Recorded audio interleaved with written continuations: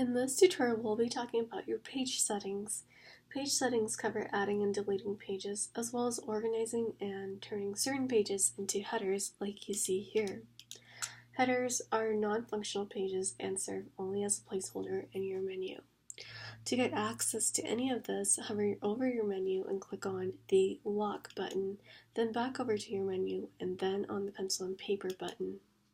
This will open up your page settings where you can do different things like add a new page. After you've added your page, you can go ahead and name it after your course depending on whether or not it has a Gen Ed designation. For example, if you're taking a Human Relations course, you would just name it Human Relations. You can continue to add more pages as you need to, and sometimes if the course does not have a Gen Ed designation, you can name it after the course number. So here's my example.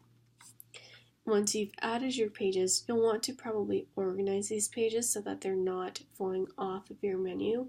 So we recommend that you drag these up and reorganize them so that they fit under your course pages and wherever else they're supposed to go.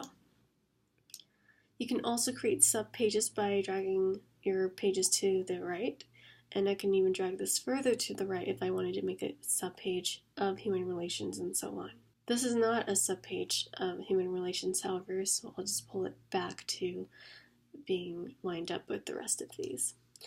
When you're done, you can go ahead and change some of the settings with this by clicking on the Settings button here, and you can give a specific URL to your page if you want to. If you don't, it'll just default to whatever the name of the page is here. You can also make your page a header by clicking on this right here, so it turns that into a heading if you want it to be a heading. If you want to make this page private, you can certainly do that, but just keep in mind that only admins, publishers, and editors of your ePortfolio can see them, so that's likely not going to be your professors.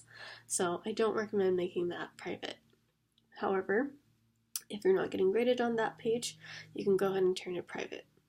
So once you have those settings done, the last thing that you'll want to know about is how to delete pages, which is pretty easy. You'll see some of these pages here already. You can go ahead and just click on the delete button. So let's say I'm trying to get rid of my social sciences page for whatever reason. I can go ahead and click on delete, and then that will get rid of it. When I click on save, it's going to ask me if I want to get rid of it for sure.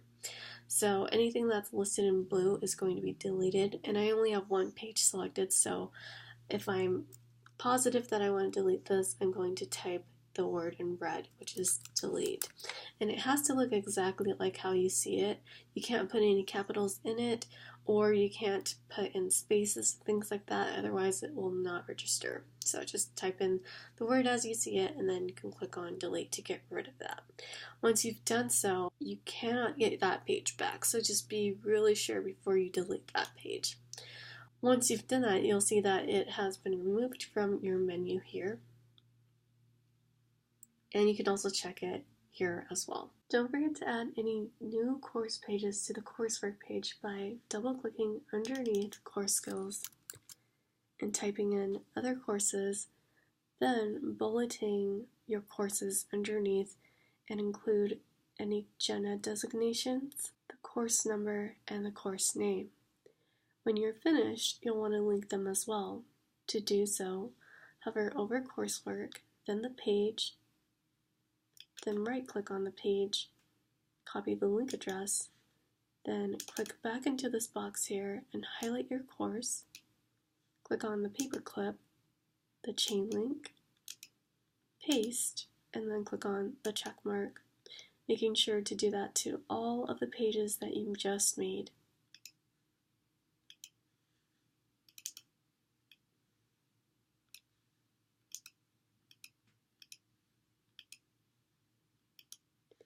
When you are finished, scroll to the top and click on Publish Changes.